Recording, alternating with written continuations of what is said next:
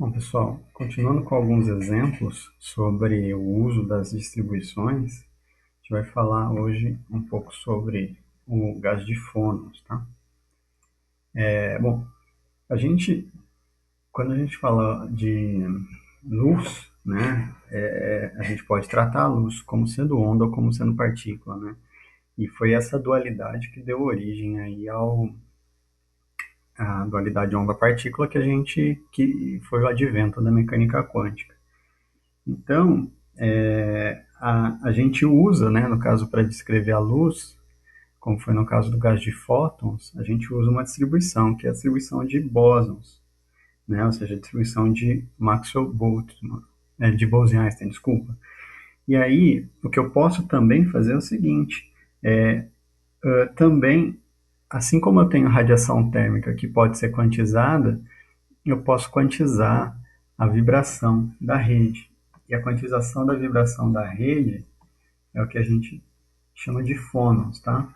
Então, isso aqui é um quanta de vibração. Então, se a gente pensar numa rede cristalina, né, formada por átomos aí, esses átomos, dependendo da temperatura, eles vão oscilar, certo? Assim como a gente fez no modelo do calor específico, eles vão oscilar em três dimensões em torno dessa posição de equilíbrio, certo? E esse movimento pode ser descrito em termos dos modos normais de vibração.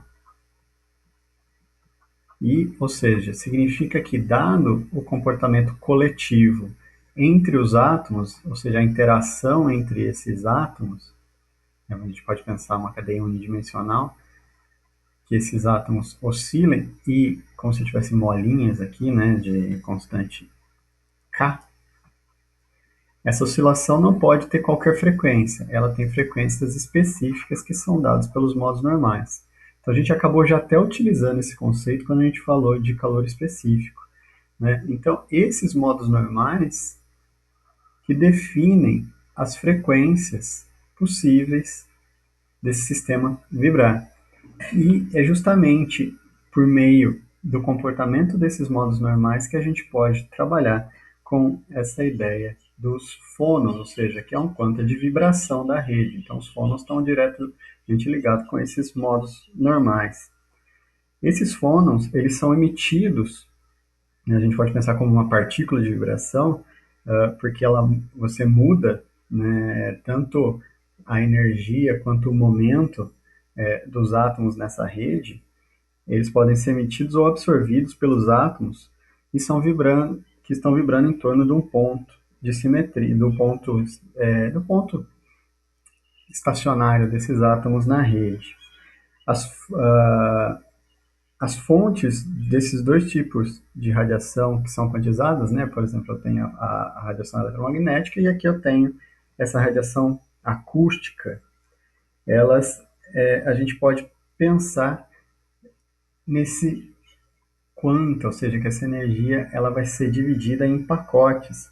E a quantidade de energia transferida de forma discreta através do sistema, ela tem um valor igual a H vezes a frequência, ou seja, não são todas as frequências, mas a energia vai ser proporcional à frequência das vibrações, certo? Assim como era proporcional, vou colocar assim, energia igual a constante de Planck vezes a frequência, assim como a gente tem o mesmo comportamento no caso dos fótons, tá?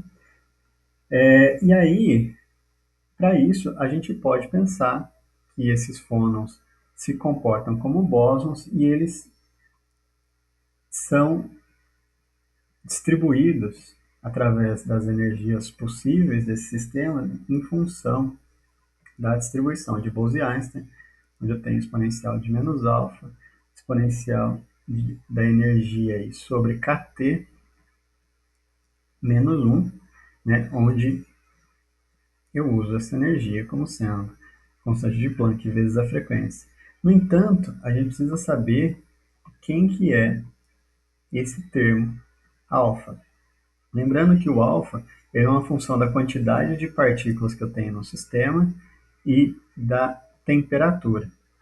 Só que, assim como no caso do gás de fótons, em que o número de partículas variava, certo? Porque no caso do gás de fótons, né, dentro de uma cavidade, as paredes poderiam absorver ou emitir fótons, então o número não era constante, né? Então o número de partículas varia. O mesmo acontece para os fônons, né? Então o número de fônons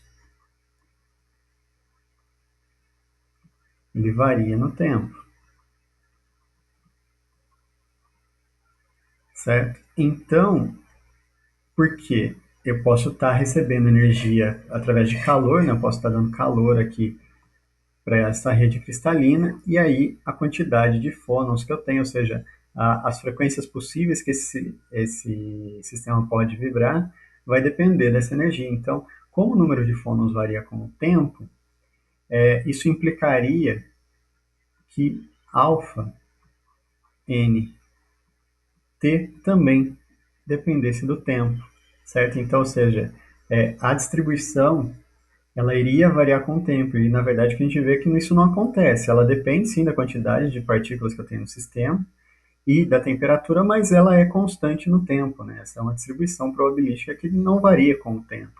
Então, para que isso seja verdade, então eu tenho que fazer esse alfa como sendo zero, assim como no caso do gás de Fônons, de tal forma que a exponencial aí de menos alfa passe a ser 1. Então eu não tenho uma contribuição e a gente consegue definir esse termo que aparece aqui. Nesse sentido, a função de distribuição que a gente usa no caso do gás de Fônons, ela depende somente da razão entre a energia e essa escala de energia térmica KT,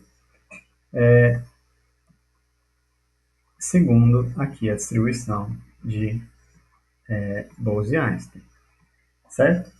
Então, existem diferenças entre fótons e fônons, enquanto os fônons não necessitam de um meio material, porque os fótons eles são radiação eletromagnética, então eles são radiações eletromagnéticas, os fônons eles são ondas mecânicas, certo? São ondas que se propagam através desse meio. No caso dos fótons, a gente acabou utilizando, né, a expressão de Einstein para escrever a energia em função do momento e da velocidade da luz. Isso é o que a gente chama de relação de dispersão,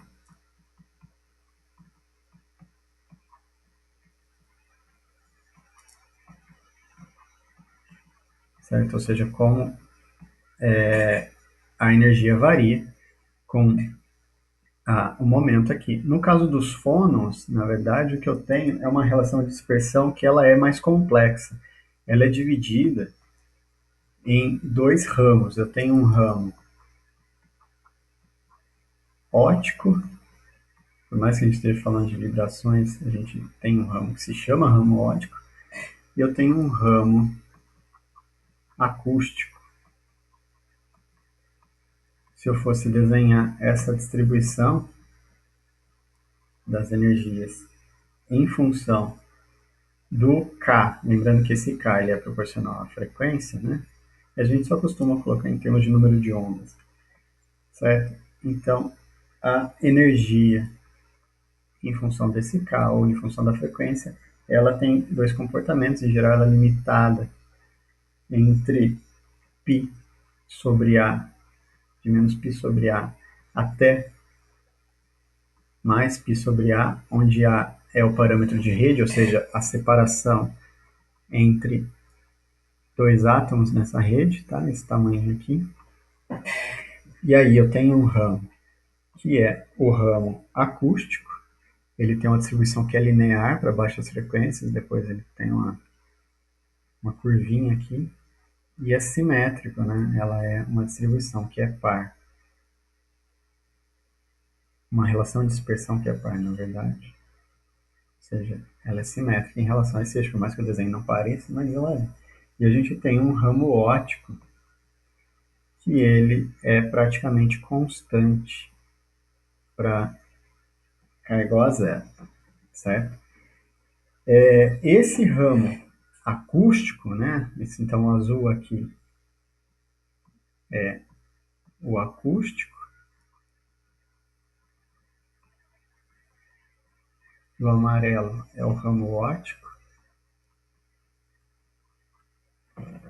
O ramo acústico ele está associado às vibrações que estão em fase, certo? Então, se a gente lembrar de um sistema de duas partículas que oscilam presas por uma mola, eu posso ter vibrações, os dois átomos para um lado ou os dois átomos, nesse caso eu chamei de partículas, mas é o que acontece com os átomos para o outro lado.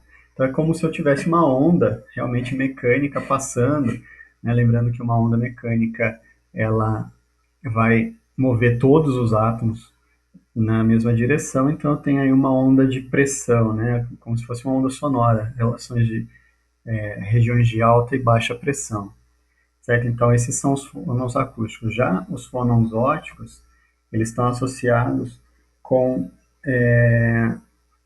os movimentos fora de fase. Tá? Aqui eu estou representando tudo unidimensional, mas isso se estende para o caso tridimensional também. E aí significa que se eu tiver dois átomos, né, que vão oscilar acopladamente, vai ser os movimentos que são aí opostos, certo? Ou seja, um contra o outro, né? Então, esses fônons óticos, eles recebem esse nome porque eles surgem basicamente de sistemas de alta energia, quando eu excito esse material com altas energias, e vem por conta dos cristais iônicos, né? Por exemplo, o cloreto de sódio, onde eu tenho dois íons aí que se interagem coulomicamente para formar o cristal. Quando eu passo, por exemplo, radiação infravermelha, que é uma radiação de alta energia nesse cristal, o campo eletromagnético da luz, ele leva o íon positivo do sódio para um lado e o íon negativo do sódio para o outro, né? Então, se esse aqui fosse o íon positivo e esse aqui o íon negativo, então eu teria esse movimento aí de vibração um para cada lado. Então, a frequência dos fônons óticos em K igual a zero, ela é diferente de zero e praticamente constante. Isso porque eles correspondem a um modo de vibração onde o íon positivo e o íon negativo adjacente são opostos, criando um momento de dipolo, né? Então, aqui eu tenho um momento de dipolo que tem uma energia determinada e ele varia aí com o tempo, tá? Então, a gente consegue descrever todo o comportamento desses fônons através da distribuição de Bose e Einstein, né? Então, se a gente fosse ir mais a fundo nesse e fazer igual a gente fez para o gás de Fermions, o que a gente ia ter é justamente eu posso descrever o espectro de fônons e eu ia ter dois ramos desse jeito. Então, e isso é bastante interessante porque a gente usa essa espectroscopia de fônons, né, o chamado espectroscopia Raman, para saber o tipo de material, porque cada material responde ao campo de uma forma diferente. Eu digo, o campo óptico que você está colocando ali, a excitação. Então, a gente consegue ver a vibração da rede e esses quantas de vibração, elas indicam qual tipo de material que a gente está lidando. Tá? Então, ou seja, esse é mais um exemplo de onde a gente pode usar essa distribuição, nesse caso aqui, para o gás de fônons.